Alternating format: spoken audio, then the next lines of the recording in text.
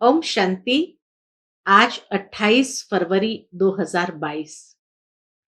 आज शिव जयंती का शुभ पावन पर्व है, जबकि हमारे प्यारे शिव बाबा का अवतरण दिन है। तो बाप का अवतरण सो हम बच्चों का भी दिव्य जन्म होता है।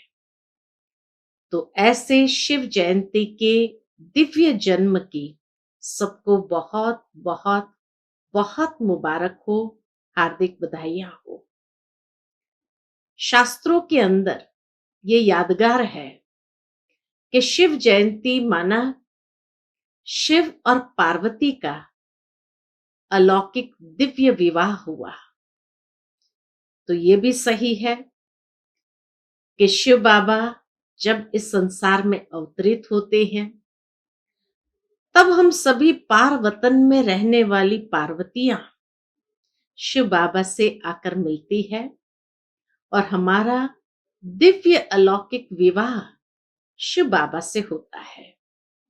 तो दोनों रूप से अगर देखा जाए तो ये हम सभी का दिव्य यादगार है। चाहे दिव्य अलौकिक जन्मदिन कहो या शिव बाबा का अवतरण कहो या शिव पार्वती के अलौकिक विवाह, क्योंकि हम तभी उस बाप के, उस प्रियतम के प्रियतमा बन जाती है और वह ब्राइडग्रूम आया है हम सबको ले जाने के लिए। तो ऐसे शिव जयंती की सबको हार्दिक बधाइयां हो, बधाइयां हो, बधाइयां हो। आज की बाबा की मुरली में जिसमें बाबा ने कहा कि बच्चे, तुम अपनी राजाई स्थापन करते हो, लेकिन ये सतयुगी राजाई जो हमारी स्थापन होती है कैसे होती है? तो 3 चीजों के आधार पर होती है। एक है श्रीमत का बल, दूसरा है पवित्रता का बल और तीसरा है योग बल। जब बाबा कहे श्रीमत, पवित्रता की ताकत और योग बल इकट्ठा होता है, तभी तुम अपने लिए दैवी राजाई स्थापन करते हो। तो अब अपने अंदर ये दिव्य ताकत को बढ़ाना है और अपनी दैवी राजधानी में बहुत सुंदर पद को प्राप्त करना है। सुनते हैं बाबा के मधुर महावाक्य। ओम शांति। मीठे बच्चे, तुम्हें पढ़ाई से राजाई लेनी है। ये पढ़ाई है तुम्हें डबल सिरताज बनाने वाली। तुम अपने लिए अपनी राजाई स्थापन कर रहे हो। तो पढ़ाई में हम बच्चों को श्रीमत मिलती है, पढ़ाई में ही हमें पवित्रता की प्रेरणा प्राप्त होती है और योगी बनने की प्रेरणा प्राप्त होती है। तो योगी बनो, पवित्र बनो और परमात्मा पढ़ाई से श्रीमत को अपने जीवन के अंदर धारण करो। आज की मुरली से प्रश्न है, कौन सा कर्तव्य एक बाप का ही है जिसके लिए मनुष्य पुरुषार्थ तो बहुत करते लेकिन कर नहीं पाते हैं? उत्तर है, पीसलेस वर्ल्ड को पीसफुल बनाना। यह काम केवल एक बाप का है। मनुष्य पुरुषार्थ करते हैं सब मिलकर एक हो जाए, सारे विश्व में पीस हो। 1-2 को पीस प्राइज भी देते हैं, परंतु उन्हें पता ही नहीं कि जब दुनिया में राम राज्य था तब पीस थी, अभी रावण राज्य है, यहां पीस हो ही नहीं सकती। इसीलिए ये काम सिर्फ बाप का है। कोई मनुष्य आत्मा कितना भी पुरुषार्थ करे तो भी कर नहीं सकते। ओम शांति। बच्चों के दिल में आया कि पारलौकिक बाप आया है, किस लिए? लेने के लिए। कहां ले जाएगा? शांति धाम। फिर क्या होगा? जिन्होंने अच्छी रीति पढ़ा है वह सुख धाम में आएंगे। वहां आना है वाया मुक्ति धाम से। आत्मा समझती है कि बेहद का बाप सुख देने के लिए आया है। सारा दिन यह याद रह सकती है। ऐसे बाबा कहे, सारा दिन ये याद रह सकती है कि बाबा आया है हम बच्चों को लेने के लिए और बेहद का बाप सुख देने के लिए ही आया है। जिन्हों को निश्चय नहीं वह यहां आ नहीं सकते। तुम ईश्वरीय औलाद हो। बाबा भी समझते हैं मैं बच्चों के सामने आया हुआ हूं। बरोबर कल्प पहले भी पतित भ्रष्टाचारी दुनिया में आए थे। यहां सब भ्रष्टाचारी है, वहां है सब श्रेष्ठाचारी। यथा राजा रानी तथा प्रजा। यह खेल है ईश्वरीय संप्रदाय और आसुरी संप्रदाय का। मुरली से पहले गीत बजा था, किसने ये सब खेल रचाया। तो बाबा कहे जब कोई गीत बजता है तो दिल में आना चाहिए। क्या आना चाहिए? कि बाबा ने हमको बहुत ऊंच बनाया है। ऊंचे ते ऊंचा बाप जरूर ऊंच ही बनाएंगे। ऐसे बाप की बहुत महिमा है। कोई भी कुछ करते हैं, बाबा कहे दुनिया में कोई भी कुछ करते हैं तो उनकी महिमा होती है। ये फलाने धंधे में बड़ा अच्छा है, फलाना मनुष्य बहुत बड़ा होशियार है। हर कोई में गुण होते हैं। इस संसार में हर इंसान में एक न एक गुण जरूर होता है। परम पिता परमात्मा की महिमा सबसे भारी है। हर एक मनुष्य मात्र को अपना अपना पार्ट मिला हुआ है।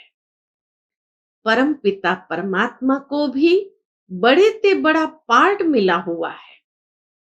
इस ड्रामा में बड़े बड़े मुख्य पार्टधारी कौन है? शास्त्रों में दिखाते हैं कौरव और पांडव दोनों को भाई भाई दिखाते हैं। फिर उस तरफ दिखाते हैं बड़े बड़े भीष्म पितामह, अश्वत्थामा, द्रोणाचार्य आदि आदि। अब यह सब विद्वान पंडितों के नाम हैं। द्रोणाचार्य आचार्य था। बहुत सुंदर बात यहां बाबा ने कही कि ये बड़े बड़े सब विद्वान पंडितों के नाम है। अब विद्वान थोड़े ही युद्ध के मैदान में लड़ाई लड़ेंगे। ये तो समझने की बात है। कोई आचार्य युद्ध के मैदान में थोड़ी जाएगा। तो अब विद्वान थोड़े युद्ध के मैदान में लड़ाई करेंगे। लॉ नहीं है। एक बहुत सुंदर गीता के भगवान को सिद्ध करने की पॉइंट है कि युद्ध के मैदान में तो योद्धा होने चाहिए। आचार्य थोड़ी हो सकते हैं वहां पर, है ना। तो लॉ नहीं है। झूठी काया, झूठी माया, झूठा सब संसार। रावण झूठ और राम सत्य बताते हैं। परम पिता परमात्मा को ही सत्य कहते हैं। God is truth. गॉड है ही एक। बाकी जो रचता और रचना के बारे में समझाते हैं वह सब है झूठ। यह सब ज्ञान की बातें हैं। ज्ञान में सच क्या है, झूठ क्या है, वह बाप आकर समझाते हैं। ज्ञान में बाबा कहे सच क्या है, झूठ क्या है, ये बाप आकर समझाते हैं। भारत का गीता ज्ञान तो प्राय लोप हो गया है। बाकी आटे में नमक मिसल कुछ निशानियां हैं। बाप कहते हैं मैं आकर बच्चों को वेदों शास्त्रों का सार समझाता हूं। गीता है मुख्य, जिसमें ही भगवान वाच है। बाप कहते हैं तुमने श्री कृष्ण भगवान का नाम लिख दिया है। परंतु बाप आकर समझाते हैं जिसको तुम भगवान कहते हो वह सतयुग का फर्स्ट प्रिंस है। वह पहले पहले मेरे से विदाई ले मुक्ति धाम से आया था। वो आत्मा सबसे पहले शिव बाबा से विदाई ले मुक्ति धाम से सतयुग में आया था, सतयुग का प्रिंस बनने। अच्छा, श्री कृष्ण की इतनी महिमा है, उनका बाप भी तो होगा ना। जैसा बाप वैसा बच्चा। श्री कृष्ण के बाप की महिमा कहाँ गई? उसने किससे वर्षा लिया? श्री कृष्ण है सतयुग के आदि का। स्वयंवर बाद लक्ष्मी नारायण बने हैं। कितने धनवान थे, इतना धन उन्हों के पास कहां से आया? इस समय तो कुछ भी नहीं है। क्या हुआ? इतने पदार्थ कहां से और कैसे मिले? किसने दिए? बाबा कहे, किसने दिया? तुम बच्चे जानते हो कि बेहद के बाप ने पढ़ाया। इस पढ़ाई से बरोबर तुम सतयुग के राजा बनने वाले हो। वह जो अल्पकाल के लिए विकारी राजाएं बनते हैं, वह कोई नॉलेज से नहीं बनते हैं। जो बहुत दान पुण्य करते हैं, वह जाकर शाहूकार घर में जन्म लेते हैं। यहां तुम पढ़ाई से राजा महाराजा बनते हो, सो भी डबल सिर ताज। तो कहते हैं सब कुछ करके अपने आप छिपाया। गीत में आता है, सब कुछ करके अपने आप छिपाया। तुम जो बच्चे हो जानते हो, बाप ने राज्य दिया था, बड़े सुखी थे। देवताओं का पूजन कितना अच्छा होता है। पूजन देखना हो तो श्रीनाथ द्वारे जाओ। देवताओं के जड़ चित्रों पर इतना माल चढ़ाते हैं, तो खुद जब मालिक होंगे तो क्या नहीं खान पान होगा। नई दुनिया है ना। नई खेती माल अच्छा देती है, पुरानी होने से ताकत कम हो जाती है। तुम बच्चों ने साक्षात्कार किया है। बाप समझाते हैं, ऐसे था ना। फिर क्या हुआ? तुम्हारे ऊपर 5 विकारों रूपी माया आकर चटकी। तुम्हारे ऊपर 5 विकारों रूपी माया आकर चटकी और तुम कांटे बनते गए। बाबा कहे, तुम कांटे बनते गए। बबुल का झाड़ होता है ना, उसमें कांटे बहुत होते हैं। उसको कहा जाता है कांटों का जंगल। इस समय एक एक मनुष्य कांटा है। काम कटारी चलाते रहते हैं। माया के चटकने से रावण राज्य हो गया है। तुम हो गुप्त वेश में, किसको भी पता नहीं। तुम बच्चे अभी कल्प पहले मुआफिक श्रीमत पर चल रहे हो। सिर्फ कल्प पहले मुआफिक नहीं, कल्प कल्प के मुआफिक। खाली एक कल्प के मुआफिक नहीं, बाबा करेक्ट करते हैं, कल्प कल्प के मुआफिक। तुम बैठ बाप से राजयोग की शिक्षा सीखते हो। तुम हो नॉन वायलेंस, तुम अननोन हो। तुम अपने को जानते हो, दुनिया तो नहीं जानती कि ये शक्तियां गुप्त रीति योग बल से विश्व पर अपनी दैवी राजाई स्थापन कर रही है। तुम हर एक अपनी बादशाही लेने का पुरुषार्थ करते हो। वह सिपाही लोग लड़ते हैं अपने बादशाह के लिए, परंतु तुम अपने लिए सब कुछ करते हो। सारी राजाई अपने लिए सब कुछ करते हो। भारत को ही गोल्डन एज बनाते हो। जो जो बनाते हैं वही आकर फिर राज्य करेंगे। गोया तुम भारत की सेवा करते हो गुप्त। जो करेंगे वही फल पाएंगे। जो मेहनत कर राजा रानी व प्रजा बनेंगे वही आएंगे। भारत में ही आकर राज्य करेंगे। तुम्हारी यहां है शिव शक्ति पांडव सेना। पांडव अक्षर पंडे पर है। बाप ने आकर समझाया है, मुख्य रूहानी पंडा मैं हूं। ब्रह्मा बाबा और शिव बाबा कहे, मुख्य रूहानी पंडा सबसे पहले शिव बाबा। पांडव में मेल्स भी है तो फीमेल्स भी है, प्रवृत्ति मार्ग है ना, बाकी लड़ाई की तो बात ही नहीं। शास्त्रों में तो क्या क्या बैठ लिखा है, कितने नाम दिखाए हैं। बाप बैठ समझाते हैं ये सब ड्रामा की नूंद है। कहते हैं भक्ति से भगवान मिलेगा, भक्ति का फल देने यानी सदगति करना, भक्ति का फल देना यानी सदगति करना। तो भक्ति से भगवान मिलेगा किस लिए?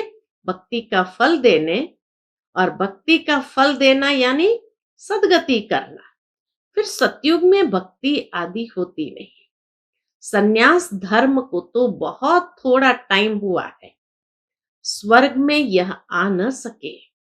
अभी तुम जानते हो कि स्वर्ग में किसका राज्य था, कौन सा धर्म था। बाप आकर देवी देवता धर्म स्थापन करते हैं तो फिर और धर्म का विनाश होता है। तुम ईश्वरीय संप्रदाय के हो, वह है आसुरी संप्रदाय। यह है ही पतित दुनिया।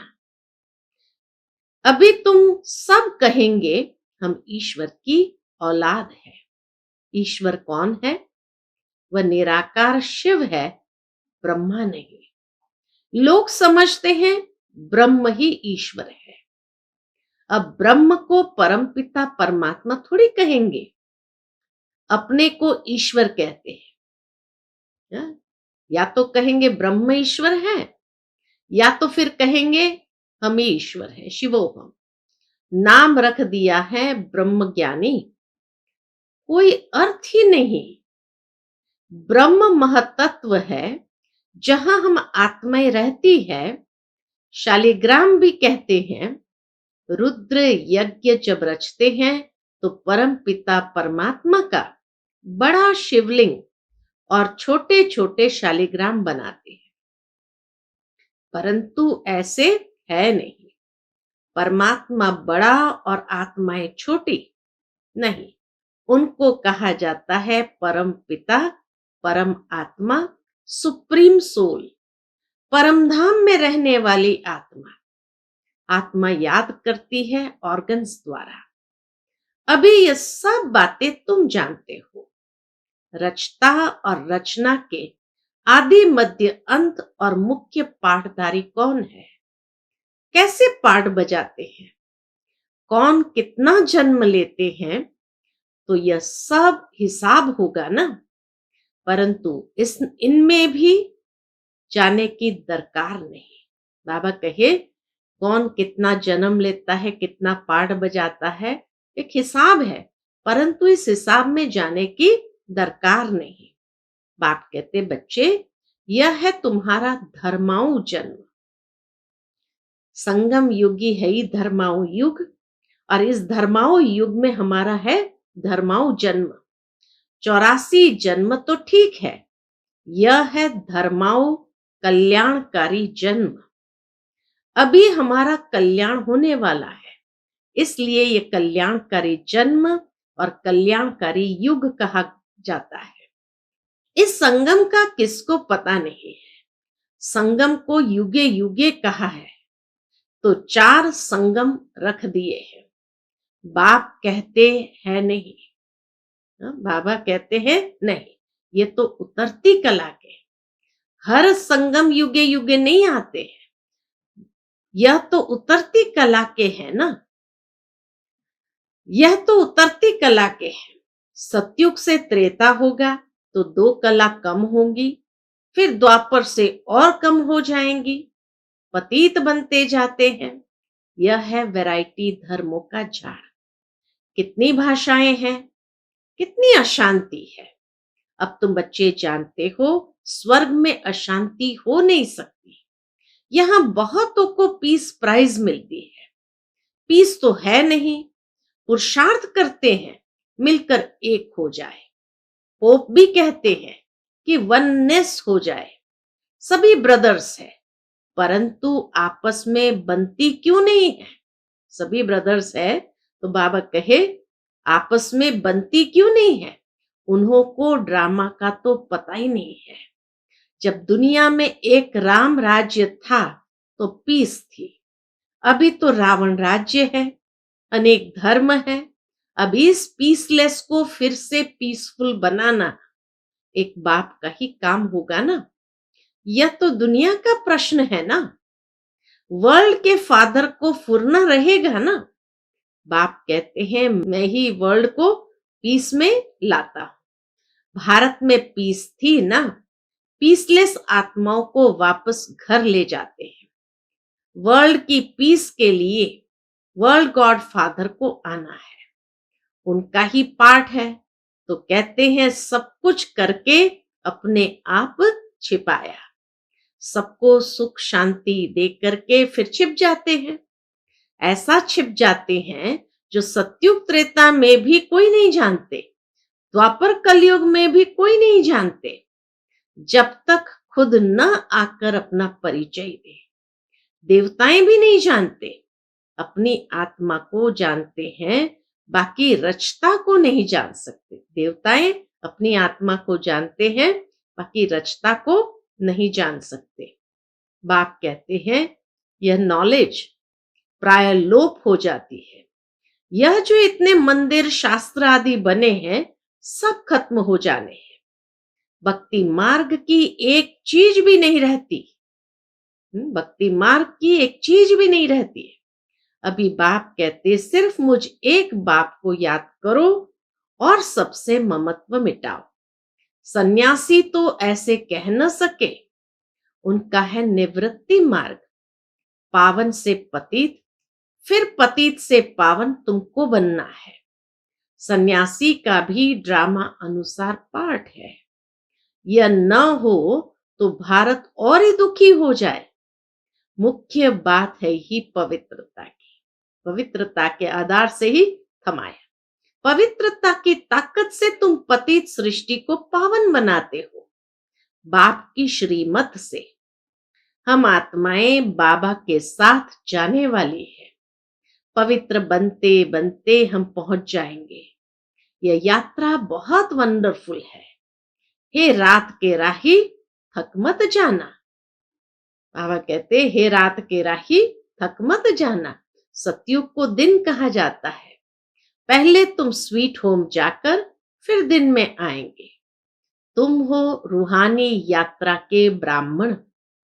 कितना समझने की बातें हैं। जितना बाप को याद करेंगे पद भी उतना ऊंच पाएंगे। कमाई बहुत है, नहीं करेंगे तो भस्मीभूत हो जाएंगे। कुछ तो मेहनत करनी चाहिए ना। लौकिक बाप को उठते बैठते चलते फिरते याद करते हो ना। पारलौकिक बाप को क्यों भूल जाते हो? लज्जा नहीं आती है? लौकिक बाप को कभी भूलते हो क्या? पारलौकिक बाप जिससे स्वर्ग का वर्षा मिलता है, उनको भूल जाते हो तो वर्षा भी भूल जाएगा, फिर क्या पद पाएंगे?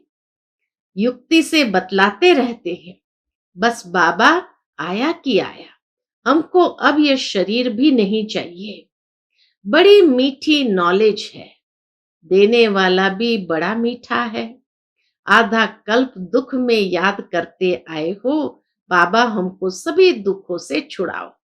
अब तुमको सभी दुखों से छुड़ाते हैं।